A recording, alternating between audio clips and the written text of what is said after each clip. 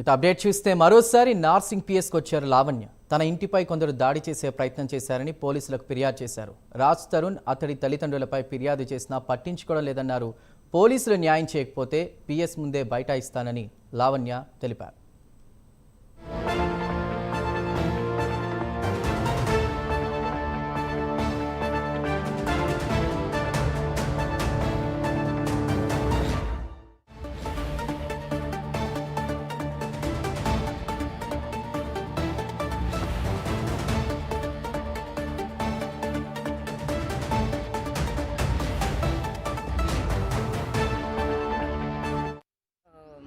ఇవాళ అవ్వలేదు అన్నారు. ఈవినింగ్ పంపిస్తామన్నారు, ఇన్వెస్టిగేషన్ స్టార్ట్ చేస్తామన్నారు.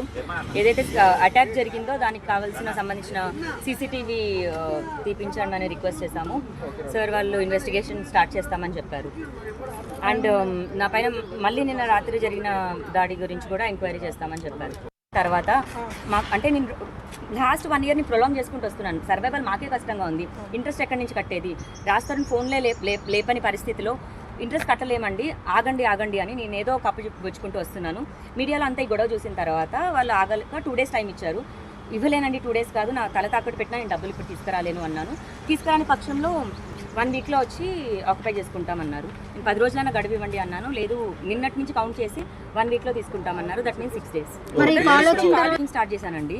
ప్యాకింగ్ స్టార్ట్ చేసేసాను. నాకు సేఫ్టీ చాలా ఇంపార్టెంట్. విదిన్ 2-3 daysలో నేను సామాన్లు అన్న వెన్నైతే షిఫ్ట్ చేసుకుంటాను. రాజు వాళ్ళ పేరెంట్స్ని కూడా అడగడం జరిగింది, మీకు ఏమైనా సామాన్లు కావాలా అని. రాజుతో మాట్లాడి చెప్తామన్నారు. ఏం జరుగుతున్నా సరే రాజు వాళ్ళ పేరెంట్స్కి కానీ ఇంట్లో ఉన్న కేర్ టేకర్ రవితేజకి కానీ ఇన్ఫార్మ్ చేయడం జరుగుతుంది. అన్నయ్య నేను ఈ స్టెప్ తీసుకుంటున్నానని చెప్పడం జరుగుతుంది.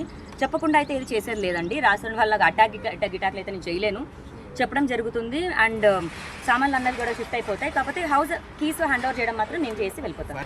మా ఇంటి మీద మళ్ళీ నిన్న రాత్రి నలుగురు ఆడవాళ్ళు వచ్చారు. ప్రతిసారి నేను 100కి ఫోన్ చేసి సహాయం అడగాల్సి వస్తుంది. శేఖర్ భాషా అండ్ రాజ్ తరుణ్ ఇద్దరు కలిసి నా మీద ఇంత దాడికి చేస్తున్నారు. ఇంత కోర్టులో ఉన్న కేసుని మళ్ళీ నా మీద దాడికి ఎందుకు పాల్పడుతున్నారు? ఒక్కొక్క నిమిషం కూడా ప్రాణభయంతో బతకాల్సి వస్తుంది. ఇదే నార్సింగ్ పోలీస్ స్టేషన్లో గంట సేపు వెయిట్ చేస్తాను. నాకు నిన్న కంప్లైంట్ చేశాను, అక్నాలజ్మెంట్ ఇచ్చారు, ఇప్పటి వరకు చర్యలు తీసుకోలేదు. ఇంకా నా ప్రాణం పోయాక తీసుకుంటారా? ఇప్పుడు నాకు వీళ్ళు రెస్పాండ్ ఇవ్వకపోతే నేను సిపి గారిని వెళ్ళి కలుస్తాను. దయచేసి మీరు రావాలి. నాకు మీడియా సపోర్ట్ తప్ప ఏ సపోర్టు లేదు.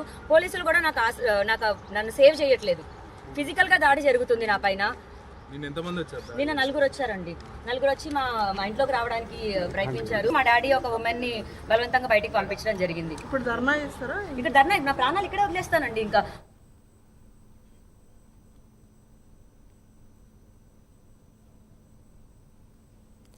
మరోసారి నార్సింగ్ పిఎస్కు లావణ్య చేరుకున్నారు. మీడియా మాత్రమే ఇప్పుడు నాకు సహాయం చేయగలదు, పోలీసులు పట్టించుకోవడం లేదంటూ కూడా ఆమె కొన్ని కీలక వ్యాఖ్యలు అయితే చేశారు. దీనికి సంబంధించి పూర్తి డీటెయిల్స్ ని మా ప్రతినిధి కుమార్ అందిస్తారు. కుమార్. Thank you Chandu. లావణ్య మరొకసారి నార్సింగ్ పిఎస్ కి అయితే ఈ రోజు రావడం జరిగింది. ముఖ్యంగా పోలీసులు ఏదైతే తన ఎత్తి పెట్టిన కేసుకు సంబంధించి పోలీసులు పట్టించుకోవట్లేదు అంటూ కూడా స్టేషన్ ముందు ధర్నాగా అయితే దిగింది. ముఖ్యంగా రాజ్ తరుణ్ సంబంధించి తల్లిదండ్రులు ఏదైతే తన నివాసానికి వచ్చి తనను ఇబ్బంది పెడుతున్నారు, తన తమ్ముడిని కొట్టారంటూ కూడా ఇటు లావణ్య నార్సింగ్ పిఎస్ లో కేసు అయితే పెట్టింది. కానీ దానికి సంబంధించి ఏదైతే పోలీసులు పట్టించుకోవట్లేదంటూ కూడా నార్సింగ్ పిఎస్ ధర్నాగా అయితే దిగింది. ముఖ్యంగా మీడియా ఒక్కటే ఏదైతే తనను కాపాడగలదంటూ కూడా ఆమె అయితే చెప్తుంది. ఇంకా డ్రగ్స్ కి సంబంధించి డ్రగ్ రిపోర్ట్ తో సహా ఏదైతే నార్సింగ్ పిఎస్ కి వస్తారంటూ కూడా ముందుగానే లావణ్య అయితే చెప్పడం జరిగింది. ప్రస్తుతం ఇటు నార్సింగ్ పిఎస్ దగ్గర కూడా ఒక ఉద్రిక్త వార్తను అయితే చోటు చేసుకుంది. లావణ్య తనకు న్యాయం చేయాలంటూ కూడా తన నార్సింగ్ పిఎస్ అయితే బైఠాయించింది. Chandu. Right Kumar, thank you.